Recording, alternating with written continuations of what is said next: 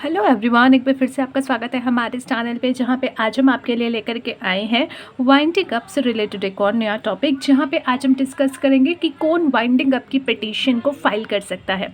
Let suppose आपको किसी भी कंपनी को वाइंड अप करना है, किसी भी कंपनी को, यानी कि XYZ कोई भी एक कंपनी है जो कि चाहती है कि वाइंड अप हो या फिर उसको वाइंड अप करने के लिए कोई पिटीशन डालना चाहता है।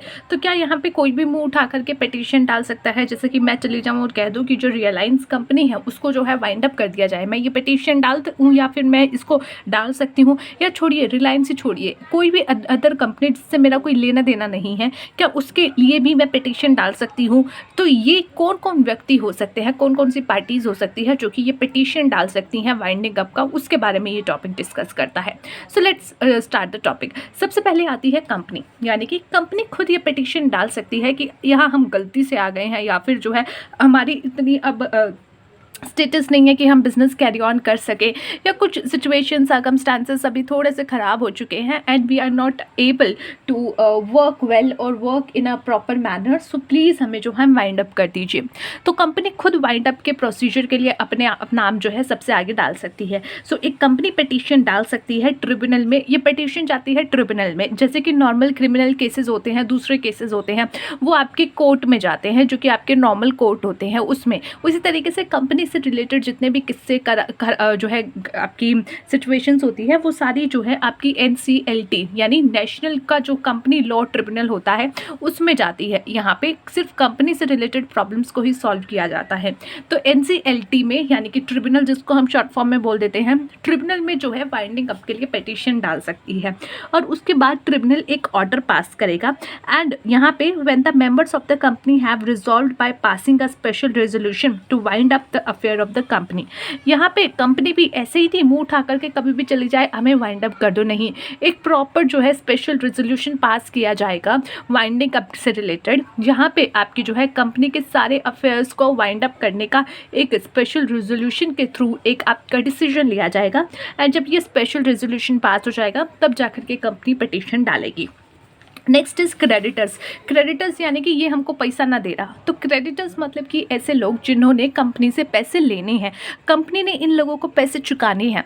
अब लेट सपोज ऐसी सिचुएशन आ सकती है कि कंपनी जो है अपनी इस हालात में नहीं है कि वो अपने क्रेडिटर्स को पैसा दे पाए। देखो, जानबूझ के पैसा नहीं दे रहा वो अलग चीज़ है।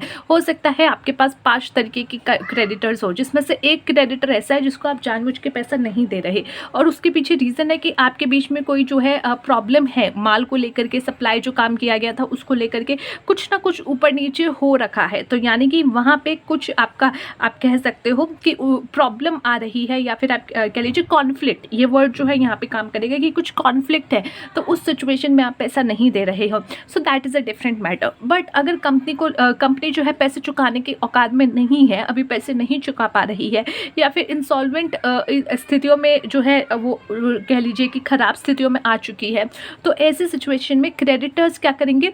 वो क्रेडिटर्स जिनका जो पेमेंट है वो 1 लाख से ज़्यादा का जो है ड्यू है, और यहाँ पे उन्होंने अपना एक नोटिस दिया था और नोटिस के बाद भी जो है उनको पेमेंट नहीं मिली है। लेट सपोज कि आप एक क्रेडिटर हो किसी कंपनी के, आप क्या करोगे कि उसने पैसा नहीं दिया, नॉर्मल डेज पूरे हो चुके हैं, अब आप उसको एक नोटिस दोगे कि भाई मुझे जो है मेरा पैसा वापस दे दे। स्टिल अगर 3 हफ्ते बाद भी उसने पैसा वापस नहीं दिया है, पे ऑफ नहीं किया है, तो क्रेडिटर्स मिलकर के जो है जा सकते हैं, पिटीशन डाल सकते हैं ट्रिब्यूनल में कि इस कंपनी को वाइंड अप कर दीजिए। ठीक है, अब यहाँ पे जो है 1 लाख से ज़्यादा का ही अमाउंट आपका होना चाहिए, उससे कम का नहीं होना चाहिए। Next is registrar. रजिस्ट्रार खुद भी कह सकता है। देखो, रजिस्ट्रार क्या होता है? रजिस्ट्रार एक ऐसा पर्सन होता है जो कि अपने एरिया की जो भी आपकी कंपनीज होती है उसका एक रजिस्टर में नाम मेंटेन करके रखता है।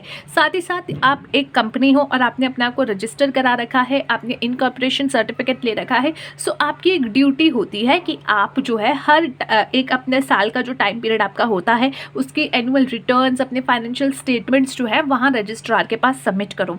लेकिन रजिस्ट्रार को अगर पता चल जाए कि यार अगर रजिस्ट्रार को पता है कि भाई ये कई दिनों से कई समय से जो है अपने ये सारी ड्यूटीज़ नहीं निभा रहा है, तो ऐसे सिचुएशन में क्या हो सकता है, रजिस्ट्रार खुद भी जो है एक पिटीशन डाल सकता है कि यहाँ पे जो है आप इस कंपनी को वाइंड अप कर दीजिए।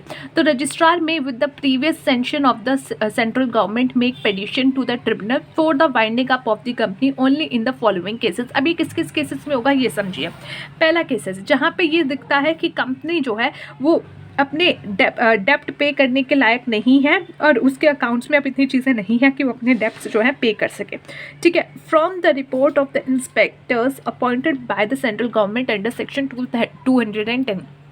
अब देखो यहाँ पे क्या है, सेंट्रल गवर्नमेंट एक पर्सन को हायर करेगी, एक इंस्पेक्टर को अपॉइंट करेगी, वो जा करके चेक करेगा और वो कहेगा कि हाँ ये सही में इस लेवल पे नहीं है कि ये अपने डेप्ट्स पे कर सके। तो ऐसे स्थिति में जो है रजिस्ट्रार पिटीशन डाल देगा। Next is the company has made a default in filing, जो अभी मैंने आपको बताया कि फाइनेंशियल स्टेटमेंट्स अगर नहीं दे पाए हो, अपने जो है सारी रिटर्न्स नहीं दे पाए हो और यहाँ पे आप जो है अपनी 5 कॉन्सिक्वेटेड फाइनेंशियल ईयर्स की जो है अपनी डिटेल्स नहीं दी है, तो आपको पिटीशन, आपके रजिस्ट्रार जो है आपके अगेंस्ट पिटीशन डाल के आपकी कंपनी को वाइंड अप करा सकते हैं।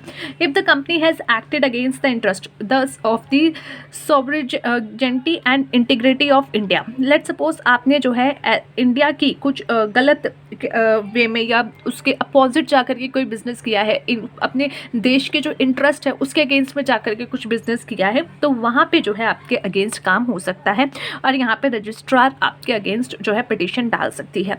The security of the state, friendly relation with foreign state, public order, decency और morality. So that's it for today guys. Let's see you in the next video. Till then, take care of yourself and take care of your health.